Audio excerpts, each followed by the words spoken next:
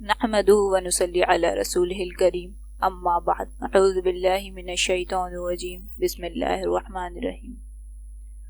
नाज़रीन, आज हम जो वजीफ़ा आपके साथ शेयर करने जा रहे हैं, ये वजीफ़ा दौलत, इज़्ज़त, शोहरत सब कुछ हासिल करने के लिए है।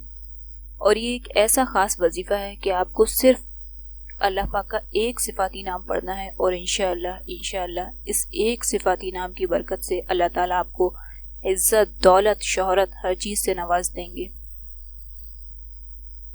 इज़्ज़त, दौलत और शोहरत ये तीनों एक ऐसी चीज़ें हैं कि जिसकी हर इंसान को ख्वाहिश होती है। हर इंसान चाहता है उसे दुनिया में और आखिरत में दोनों जहां में इज़्ज़त मिले, और दौलत हमारी ज़रूरत है, और इंसान शोहरत की भी तमन्ना करता है, नेकनामी की भी तमन्ना करता है। तो अगर आप भी चाहते हैं ये तीनों चीज़ें, तो ये ख़ास वजीफ़ा आपके लिए है। ये एक ऐसा ख़ास वजीफ़ा है कि ये बड़े बड़े औलिया अल्लाह का बताया हुआ वजीफ़ा है। इस वजीफ़े में आपको सिर्फ अल्लाह पाक का एक सिफ़ाती नाम पढ़ना है, वो भी सिर्फ हफ्ते में एक मरतबा पढ़ना है। ये बहुत आसान वजीफ़ा है। अगर आपने अभी तक हमारे चैनल को सब्सक्राइब नहीं किया तो प्लीज़ चैनल को सब्सक्राइब करके बेल आइकन को प्रेस करके ऑल पर कर दें। वजीफ़े की तरफ बढ़ते हैं। वजीफ़ा आपको जुमा या पीर के दिन मगरिब की नमाज के बाद करना है।